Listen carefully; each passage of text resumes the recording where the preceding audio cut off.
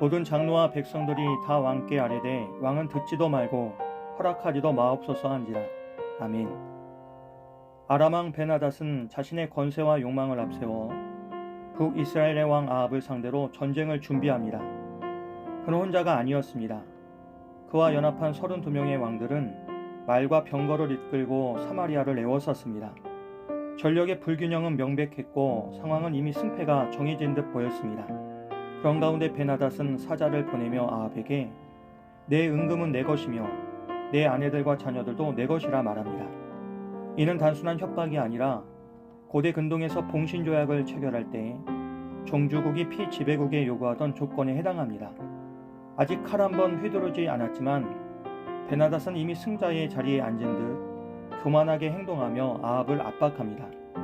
그런데 놀랍게도 아합은 이에 아무런 저항도 하지 못하고 오히려 내주 왕이여 왕의 말씀과 같이 나와 내 것은 다 왕의 것이라고 응답합니다.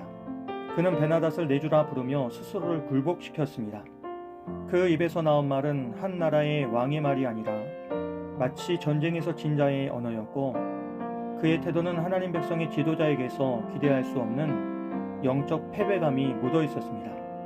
이스라엘 왕으로서 아합의 진정한 주는 오직 여호와 하나님이셔야 했습니다.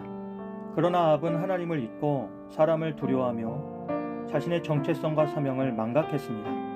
이처럼 신앙의 자리에서 물러선 아합의 모습은 위기의 순간에 우리가 누구를 의지하는지를 다시금 돌아보게 만듭니다. 그러나 베나닷의 탐욕은 여기서 멈추지 않습니다.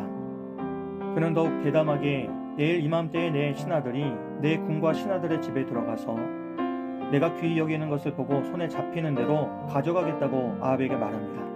이는 단순한 요구가 아니라 약탈의 선언이었습니다. 이 말에 아합은 비로소 장로들을 불러 이 상황을 논의합니다. 그는 베나닷이 악을 도모하고 있다고 말하며 처음 요구는 거절하지 못하였다고 털어놓습니다. 그런데 이때 이스라엘의 장로들과 백성들은 분명하고 단호하게 왕은 듣지도 말고 허락하지도 마시라고 말합니다.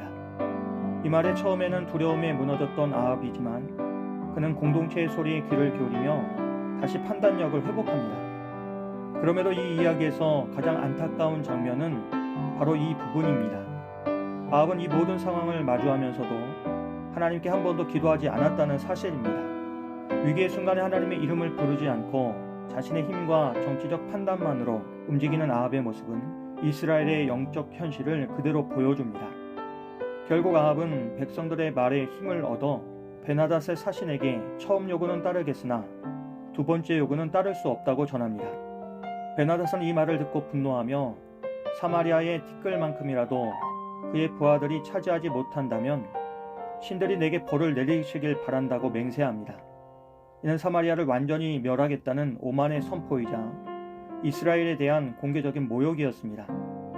그제서야 아합도 침착하게 대응하는데 갑옷 입는 자가 갑옷 벗는 자 같이 자랑하지 말라는 속담으로 베나닷의 자만심을 정면으로 도발합니다. 이 말은 전쟁은 끝나봐야 알 수 있다는 뜻으로 아직 시작도 하지 않았는데 스스로 승리를 확신하지 말라는 경고였습니다. 이 말을 들은 베나닷은 왕들과 함께 장막에서 술을 마시던 중이었으나 즉시 분노하며 진을 치고 공격하라고 명령합니다. 그들은 곧바로 사마리아를 향한 공격을 준비합니다. 아합은 하나님을 생각하지 않음으로써 이방의 위협 앞에 무릎을 꿇었고 벤하닷은 교만함으로 멸망의 길을 자초합니다. 우리도 때로는 아합처럼 현실 앞에 겁을 먹고 믿음이 아닌 두려움으로 반응할 때가 있습니다. 문제의 크기와 위협의 강도에 압도되어 하나님께 묻지 않고 인간적인 타협이나 포기를 선택하는 순간이 있습니다. 하지만 하나님은 우리가 그렇게 반응하길 원하지 않으십니다. 하나님은 우리의 보호자이시며 우리가 그분을 의지할 때에 능히 우리를 도우시는 분이십니다. 우리의 정체성과 사명은 사람의 말에 따라 흔들리는 것이 아니라 하나님의 약속 위에 굳게 서야 합니다. 그러므로 우리는 인생의 전쟁과도 같은 여러 상황 속에서 무엇보다 먼저 하나님께 묻고 말씀을 기준 삼아 반응해야 합니다.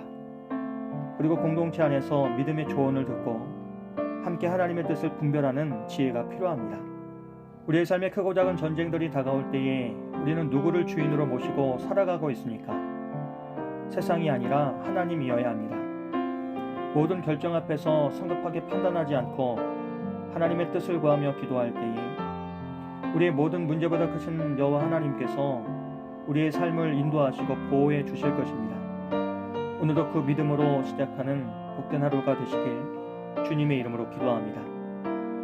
만군의 주 되신 하나님, 우리의 삶이 아합처럼 무기력하게 흘러가지 않게 하시고 어떤 상황 앞에서도 처음부터 주의 뜻을 구하며 말씀 앞에 서게 하옵소서. 그리고 모든 것이 내 것이라 말하는 세상의 소리에 휘둘리지 않고 너는 내 것이라 말씀하시는 주님의 음성에 귀 기울이게 하옵소서. 예수님의 이름으로 기도합니다.